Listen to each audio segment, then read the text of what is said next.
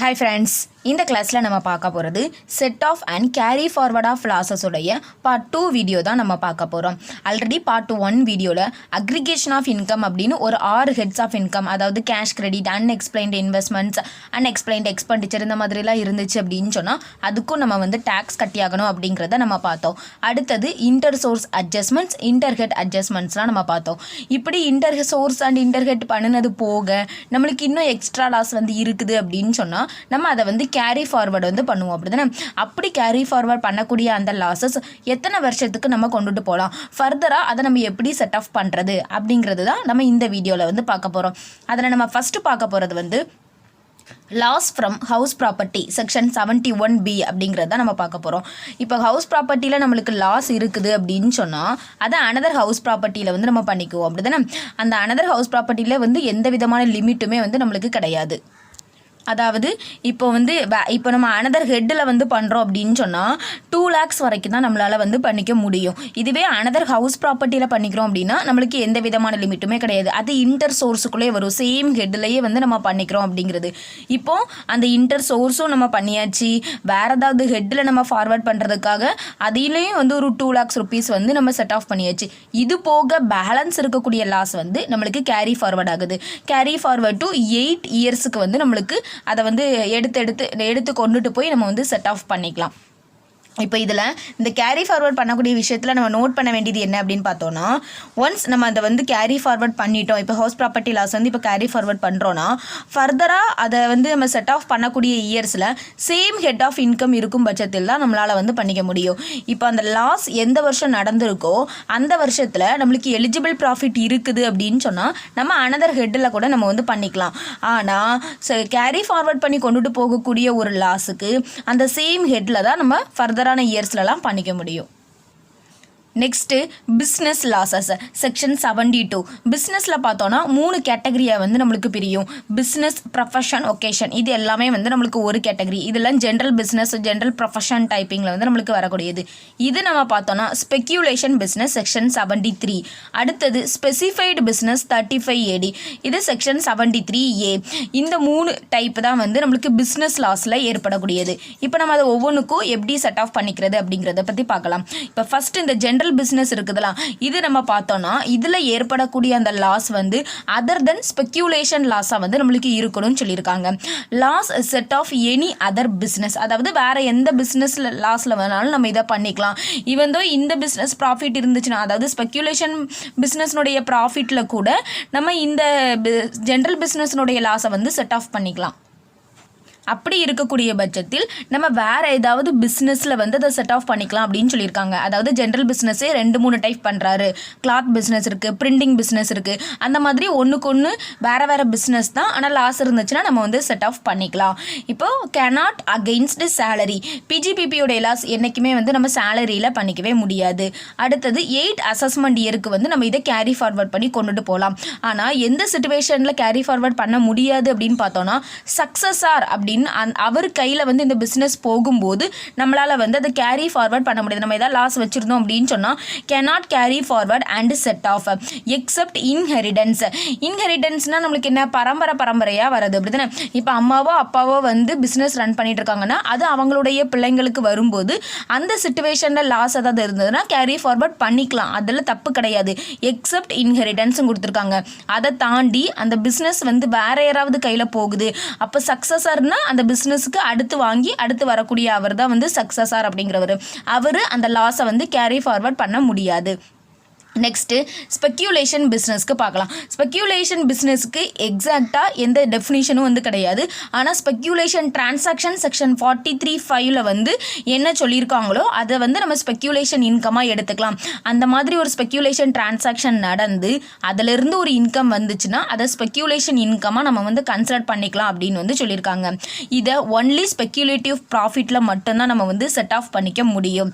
இது separate from any other business, அதாவது general business பிஸ்னஸ்லேருந்து இது வந்து ஒரு வேறுபட்ட பிஸ்னஸ் மாதிரி 4 அசஸ்மெண்ட் இயருக்கு நம்ம இந்த ஸ்பெக்யூலேஷன் பிஸ்னஸை வந்து கேரி ஃபார்வர்ட் பண்ணிக்கலாம்.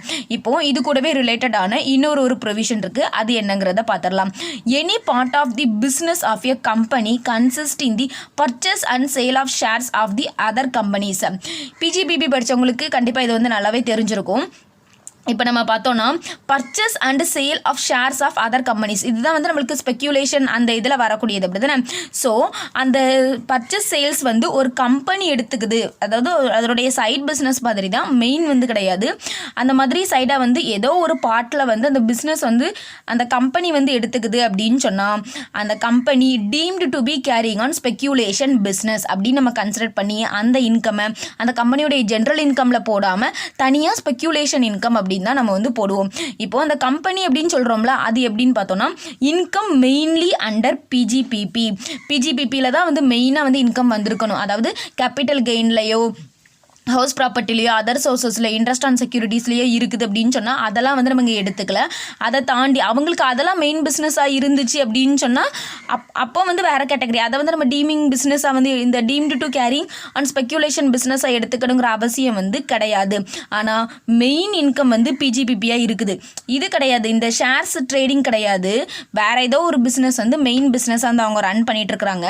அந்த கம்பெனியும் நம்ம பார்த்தோன்னா other than a company whose principal business is business of trading in shares, யாருடைய principal business வந்து trading in sharesல இருக்கிறாங்களோ, banking business, granting of loans and advances, இந்த மாதிரி பிஸ்னஸ் ஆக்டிவிட்டீஸில் ஈடுபட்டாங்கன்னா அவங்க வந்து தாராளமாக இந்த purchase of shares and sale வந்து பண்ணிக்கலாம். ஆனால் இந்த கம்பெனியை தாண்டி வேறு கம்பெனிஸ் அண்ட் அவங்களுடைய மெயின் இன்கம் பிஜிபிபியாக இருக்குது, அவங்களுடைய ஒரு பார்ட்டில் ஒரு ப்ரீவியஸ் இயரில் இந்த ஆக்டிவிட்டியில் அவங்க ஈடுபட்டாங்க அப்படின்னு சொன்னால் அது அவங்களுக்கு வந்து ஸ்பெக்யூலேஷன் பிஸ்னஸ். இந்த பிஜிபிபி அப்படின்னு சொல்கிறோம்ல, அதாவது டோட்டல் கிராஸ் ரெசிப்ட்ஸில் வந்து பிஜிபிபியோட இன்கம் தான் வந்து நம்மளுக்கு அதிகமாக வந்து இருக்கணும் அப்படிங்கிறது தான் இதனுடைய ப்ரொவிஷன். இப்போ இதை தாண்டி வேறு ஏதாவது கம்பெனிஸ் பண்ணிக்கிறாங்கன்னா பண்ணிக்கலாம், அவங்களுக்குலாம் வந்து இது வந்து அப்ளிகபிள் கிடையாது. வேறு ஏதாவது கம்பெனிஸ் அப்படின்னு சொல்கிறது வந்து இதுதான், இந்த banking activities, granting of loans and advances, trading in shares, இதுதான் அவங்களுடைய மெயின் பிஸ்னஸ் அப்படின்னு சொன்னால் அவங்களாம் இந்த ஷேர்ஸை வாங்கி விற்கிற வேலையை வந்து பண்ணிக்கலாம். அவங்களுக்கு இது டீமிங் ப்ரொவிஷன்ஸ் வந்து அப்ளிகபிள் ஆகாது. Next specified business 35 AD section 73A.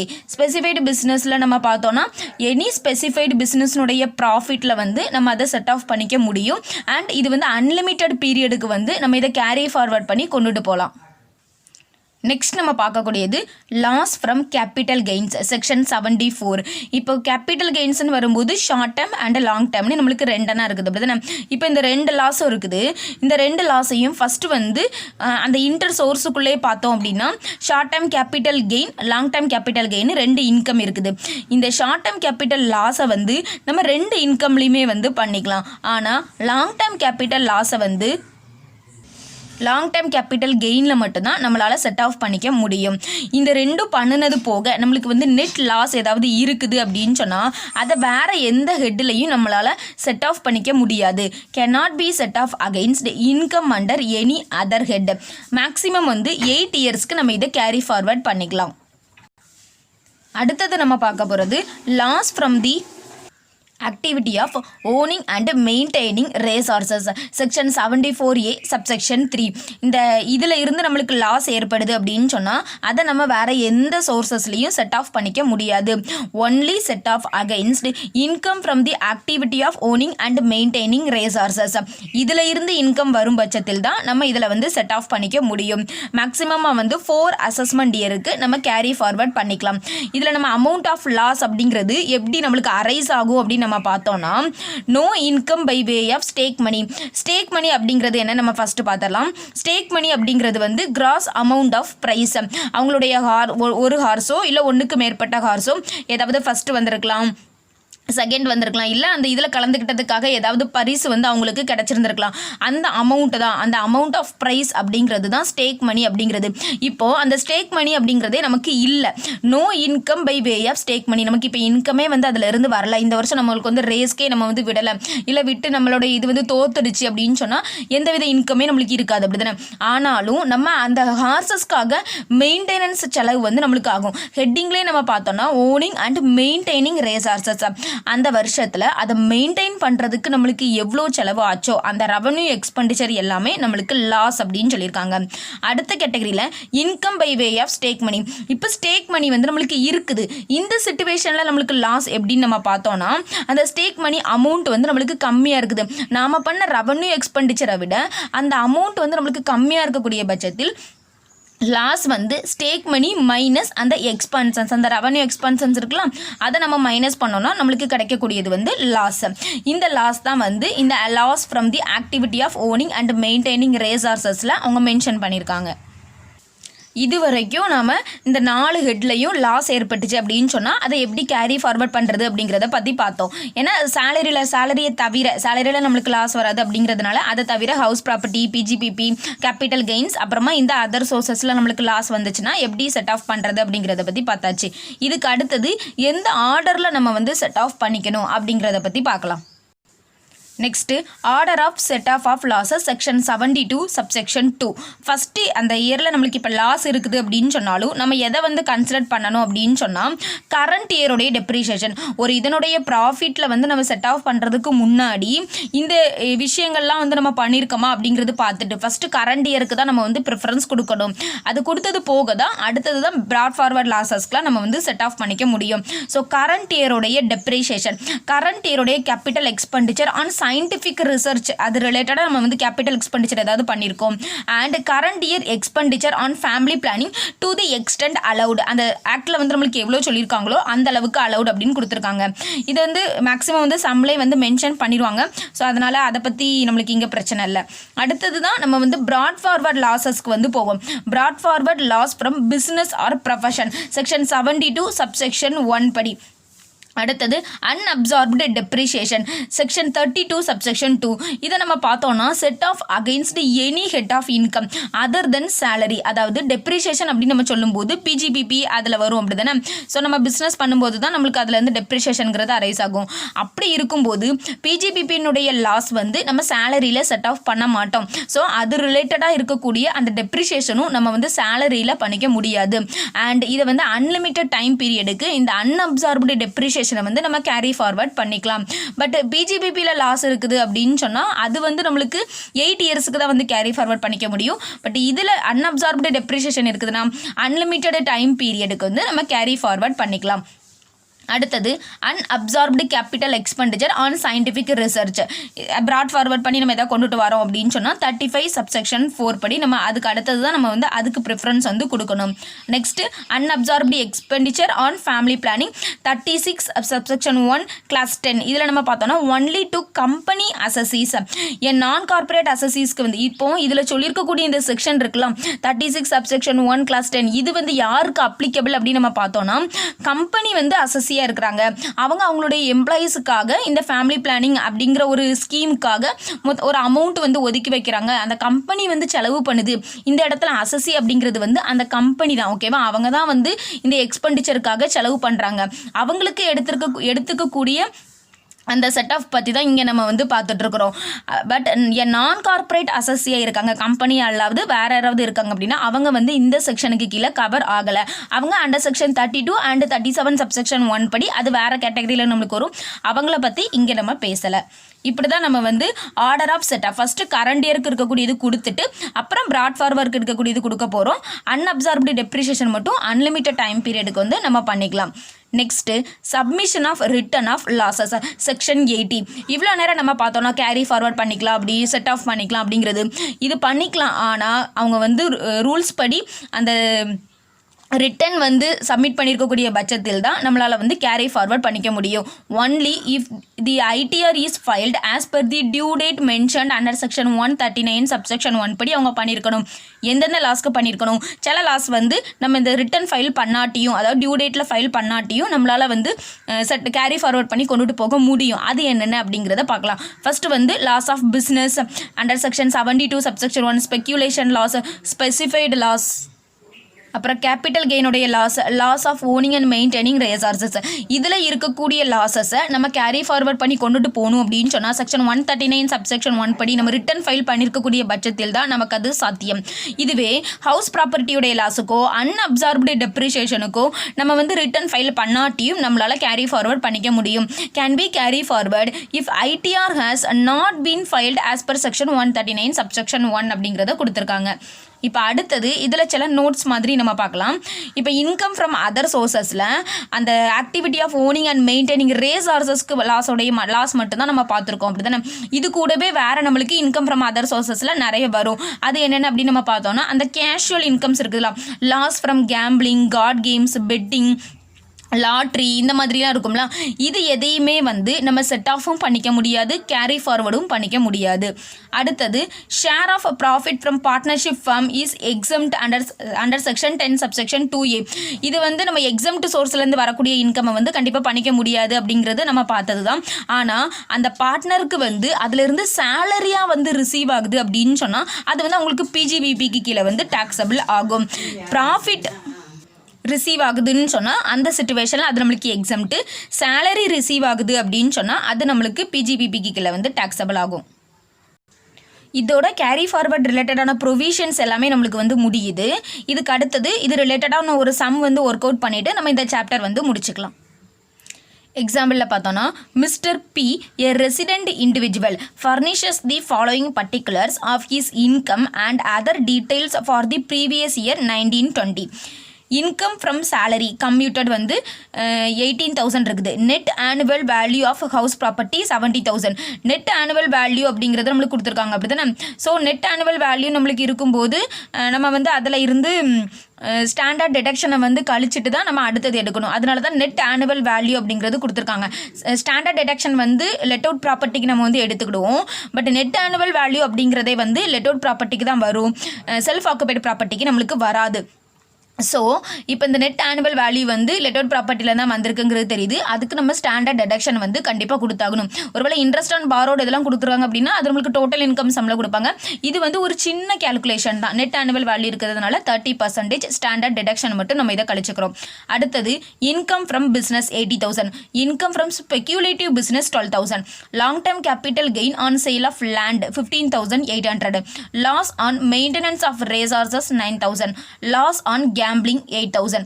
Depreciation allowable under the Income Tax Act 1961 comes to rupees 8,000 for which no treatment is given above.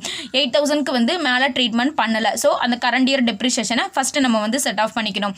Next the other details of unabsorbed depreciation and brought forward losses pertaining to assessment year 1920. அதாவது இதுக்கு முந்தின வருஷத்துக்கு அவங்க வந்து என்னென்ன unabsorbed depreciation and brought forward losses முன்ன இயர்லேருந்து இங்கே கொண்டுட்டு வந்தது என்னென்ன அப்படிங்கிறத பற்றி சொல்லியிருக்காங்க. அது என்னென்னு பார்த்தோன்னா unabsorbed depreciation 9,000, loss from speculative business 16,000, short term capital loss 7,800. Compute the gross total income of mister B for the assessment year 2021 and the amount of loss that can be or cannot be carry forward.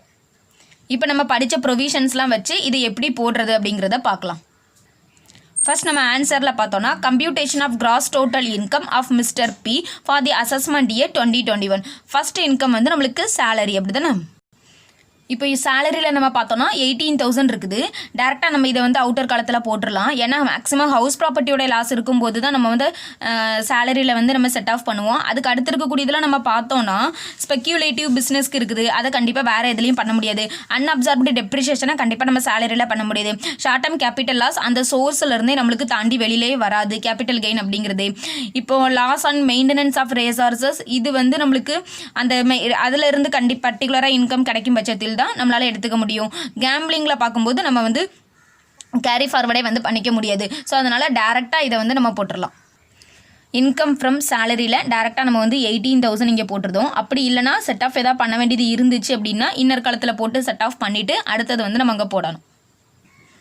Next நம்ம house ப்ராப்பர்ட்டியோட income 70,000 இருக்குது. 70,000ல் 30% நம்ம போட்டோன்னா அந்த standard டிடக்ஷனுக்காக 21,000 வரும். அதை minus பண்ணிவிட்டு நம்ம போடலாம். இப்போ நெட் ஆனுவல் வேல்யூ வந்து 70,000 less deduction under section 24A 30% ஆஃப் NAV. ஸோ 21,000 நம்ம மைனஸ் பண்ணோன்னா நம்மளுக்கு 49,000 வந்து கிடைக்கும். நெக்ஸ்ட்டு பிஜிபிபியோட இன்கம் பார்த்தோன்னா இன்கம் ஃப்ரம் பிஸ்னஸ் வந்து 80,000 இருக்குது. ஸ்பெக்யூலேட்டிவ் பிஸ்னஸ் வந்து 12,000. நம்மளுக்கு 2 டைப் ஆஃப் பிஸ்னஸ் இருக்கிறதுனால ரெண்டையுமே நம்ம எழுதிக்கலாம். அடுத்தது கரண்ட் இயருடைய டெப்ரிசியேஷன் 8,000 ருபீஸ் இருக்குது. ஃபஸ்ட்டு இதை தான் வந்து நம்ம செட் ஆஃப் பண்ணிக்கணும். இதை வந்து இன்கம் ஃப்ரம் தி பிஸ்னஸ் 80,000லேருந்து கரண்ட் இயருடைய டெப்ரிசியேஷன் வந்து நம்ம செட் ஆஃப் பண்ணிக்க போகிறோம். அப்படி நம்ம போடும்போது income from business 80,000 less current இயருடைய டெப்ரிசியேஷன் 8,000 நம்ம மைனஸ் பண்ணோன்னா 72,000 கிடைக்கும். இதுக்கு அடுத்தது தான் அன்அப்சார்ப்டு டெப்ரிசியேஷனை வந்து நம்ம செட் ஆஃப் பண்ணணும். அன்அப்சார்ப்டு டெப்ரிசியேஷனுடைய அமௌண்ட் வந்து நம்மளுக்கு 9,000 ருபீஸ் இருக்குது. ஸோ இந்த 72,000லேருந்து அன்அப்சார்ப்டு டெப்ரிசியேஷன் 9,000 கழிச்சோன்னா நம்மளுக்கு 63,000 வந்து கிடைக்கும். அடுத்தது ஸ்பெக்யூலேட்டிவ் பிஸ்னஸ் பார்க்க போகிறோம். அதில் 12,000 வந்து நம்மளுக்கு இன்கம் இருக்குது. லாஸ் ஃப்ரம் ஸ்பெக்யூலேட்டிவ் பிஸ்னஸ் வந்து 16,000 இருக்குது. ஸோ இதை செட் ஆஃப் பண்ணினது போக பேலன்ஸ் இருக்கக்கூடிய 4,000 வந்து நம்மளுக்கு கேரி ஃபார்வர்ட் ஆகும். ஏன்னா இது போன வருஷம் தானே இது நடந்திருக்கு. 4 இயர்ஸ்க்கு வந்து நம்ம கேரி ஃபார்வர்ட் பண்ணிக்கலாம். ஸோ இது வந்து நம்மளுக்கு கேரி ஃபார்வர்ட் ஆகும். அண்ட் இதை வேறு எதுலேயுமே செட் ஆஃப் பண்ணிக்க முடியாது அப்படிங்கிறதுனால நம்ம கேரி ஃபார்வர்ட் பண்ணி நெக்ஸ்ட் இயருக்கு கொண்டுட்டு போகிறோம். ஸோ அந்த ஆன்சர் தான் வந்து நாங்கள் இதில் எழுதியிருக்கேன். Income from speculative business 12,000 less brought forward loss of speculative business வந்து 12,000 எவ்வளோ இன்கம் இருக்குதோ அது வரைக்கும் நம்ம செட் ஆஃப் பண்ணி டோட்டலில் வந்து நம்மளுக்கு nil balance loss of 4,000 that is 16,000 minus 12,000 நம்ம எடுக்கும்போது 4,000 லாஸ் வந்து இன்னும் செட் ஆஃப் பண்ண வேண்டியது இருக்குது. Can be carry forward to next year. ஒருவேளை இந்த வருஷத்தோட நம்மளுக்கு இது முடியுது அப்படின்னு சொன்னால் இதை நம்ம கேரி ஃபார்வர்ட் பண்ண முடியாது அப்படிங்கிறத வந்து நம்ம இதில் எழுதிடணும். நெக்ஸ்ட்டு கேபிட்டல் கெயினில் உள்ளது நம்ம பார்த்தோன்னா long term capital gain on sale of land 15,800 இருக்குது. அதே இதில் ஷார்ட் டேர்ம் கேபிட்டல் லாஸ் வந்து 7,800. இதை வந்து நம்ம ஷார்ட் டேர்மில் உள்ளது long term and short term ரெண்டுத்துலேயுமே நம்ம வந்து செட் ஆஃப் பண்ணிக்கலாம். ஸோ அதனால் நம்ம இந்த இன்கமில் வந்து இதை செட் ஆஃப் பண்ணிக்க போகிறோம். இப்போ அதை தான் வந்து இங்கே எழுதியிருக்கேன். Income from capital gains long term gain on sale of land 15,800 less short term loss brought forward பண்ணி கொண்டுட்டு வந்தது வந்து 7,800. இதை நம்ம மைனஸ் பண்ணோன்னா நெட்டாக வந்து நம்மளுக்கு கேபிட்டல் கெயின்லேருந்து கிடைக்கக்கூடியது வந்து 8,000 ருபீஸ் வந்து கிடச்சிருக்குது. இப்போ இந்த செக்ஷனில் பார்த்தோம் அப்படின்னு சொன்னால் எதுவுமே வந்து வேறு ஒரு ஹெட்டில் வந்து செட் ஆஃப் பண்ணுற மாதிரியான ஒரு சுச்சுவேஷன் வந்து வரல. ஏன்னா அந்தந்த ஹெட்டுக்குள்ளே வந்து நம்ம செட் ஆஃப் பண்ணிக்கிற மாதிரி இன்டர் சோர்ஸ் அட்ஜஸ்ட்மெண்ட்ஸோடி தான் நம்மளுக்கு வந்து வந்திருக்குது. ஒருவேளை லாஸ் ஏதாவது இருக்குது அப்படின்னு சொன்னால் இப்போ ஹவுஸ் ப்ராப்பர்ட்டியில் லாஸ் ஏற்பட்டுச்சு அப்படின்னு சொன்னால் அதை வந்து நம்ம சேலரியில் வந்து பண்ணிக்கலாம். அந்த மாதிரி ஏதாவது. நெக்ஸ்ட்டு கிராஸ் டோட்டல் இன்கம் தான் நம்ம வந்து போடணும்.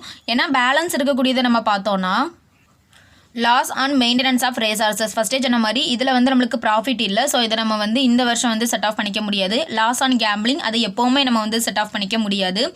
ஸோ இப்போ இந்த 2 இன்கம் தானே இது வந்து நம்மளுக்கு நோட்ஸில் வந்து அடுத்தது amount of loss to be carry forward எந்த நெக்ஸ்ட் இயருக்கு நம்மளுக்கு என்னெல்லாம் வந்து கேரி ஃபார்வர்ட் ஆகி போகுதோ அதை வந்து நம்ம மென்ஷன் பண்ணிக்கலாம். இப்போ இருக்கிறது எல்லாத்தையும் வச்சு நம்ம கிராஸ் டோட்டல் இன்கம் போட்டோன்னா நம்மளுக்கு 1,38,000 ருபீஸ் வந்து கிடைக்குது. இது எல்லாம் சேலரி, பிஜிபிபி, ஹவுஸ் ப்ராப்பர்ட்டி இதனோட இது நம்ம போட்டாச்சு. நெக்ஸ்ட்டு இப்போ ஆன்சரில் amount of loss to be carry forward to next இயருக்கு நம்ம எதெல்லாம் கொண்டு போக போகிறோம். லாஸ் ஃப்ரம் ஸ்பெக்யூலேட்டிவ் பிஸ்னஸ் இதை ஆஸ் பர் செக்ஷன் 73 படி நம்ம கேரி ஃபார்வர்ட் பண்ண போகிறோம். அந்த 16,000 மைனஸ் 12,000 இருந்துச்சுல அந்த 4,000 மட்டும் நம்ம கேரி ஃபார்வர்ட் பண்ணிக்கிறோம்.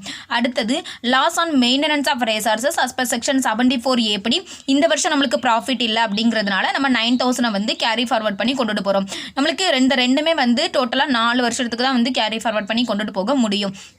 இதுக்கு அடுத்தது நோட்ஸ் வந்து நம்ம தனியாக எழுதணும். நான் இந்த சம்மில் வந்து எழுதலை. எதுக்கெல்லாம் எழுதணும் அப்படின்னா லாஸ் ஆன் கேம்பிளிங் இதை வந்து நம்ம எதுலேயுமே செட் ஆஃப் பண்ணிக்க முடியாது, கேரி ஃபார்வர்டு பண்ண முடியாது அப்படிங்கிற நோட்ஸு. அப்புறமா இவ்வளோ நேரம் நம்ம போட்டோம்ல மெயின்டெனன்ஸ் ஆஃப் ரிசோர்சஸ் இது ஏன் நம்ம வந்து கேரி ஃபார்வர்ட் பண்ணி கொண்டுட்டு போகிறோம். நம்மளுக்கு அடிக்கேட் ப்ராஃபிட் இல்லாததுனால நம்ம கொண்டுட்டு போகிறோம். அது நம்மளுக்கு தெரியும். இருந்தாலும் அந்த என்ன நம்மளுக்கு தெரியுமோ அது எல்லாத்தையுமே வந்து நம்மளுக்கு இது தெரிஞ்சிருக்கு அப்படிங்கிறத வந்து டேக்ஸை பொறுத்த மட்டும் நம்ம அதெல்லாம் மென்ஷன் பண்ணிடணும். இதை நான் கவனித்து தான் வந்து விட்டுருக்கேன். இந்த செக்ஷனை வந்து நான் பார்த்தேன் அப்படிங்கிறத வந்து அவங்களுக்கு இண்டிகேட் பண்ணுறதுக்காக தான் நம்ம அந்த நோட்ஸில் வந்து எழுதுகிறோம். ஸோ அதனால் இது ரிலேட்டடாக நம்மளுக்கு என்னென்ன நோட்ஸ் தெரியுமோ அதெல்லாம் வந்து நம்ம அதில் எழுதிக்கலாம். இந்த லாஸு அதுக்கப்புறமா நம்ம பார்த்தோன்னா ஸ்பெக்குலேஷனில் கொஞ்சம் ட்ரான்ஸ்ஃபர் பண்ணியிருக்கிறோம்ல, அந்த லாஸு அதையும் நம்ம ஏன் ட்ரான்ஸ்ஃபர் பண்ணியிருக்கோம், எத்தனை அசஸ்மெண்ட் இருக்குது, ட்ரான்ஸ்ஃபர் பண்ணிக்கலாம் அப்படிங்கிறது நம்மளுக்கு மைண்டில் அந்த கேல்குலேஷன்லாம் வந்துகிட்டே இருக்கும். பட் அந்த மைண்ட் கேல்குலேஷன் எல்லாத்தையுமே வந்து நம்ம நோட்ஸில் வந்து கொடுத்துடணும். அவ்வளோதாங்க. இதோட நம்மளுக்கு வந்து set off and carry forward வந்து முடிஞ்சுது. உங்களுக்கு இந்த வீடியோ வந்து யூஸ்ஃபுல்லாக இருந்திருக்கும் அப்படின்னு நான் நம்புகிறேன். வேறு யாருக்காவது யூஸ்ஃபுல்லாக இருக்கும்னு நினச்சிங்கன்னா அவங்க கூட நீங்கள் இதை ஷேர் பண்ணிக்கோங்க. நான் உங்களை நெக்ஸ்ட் வீடியோவில் சந்திக்கிறேன். தேங்க்யூ.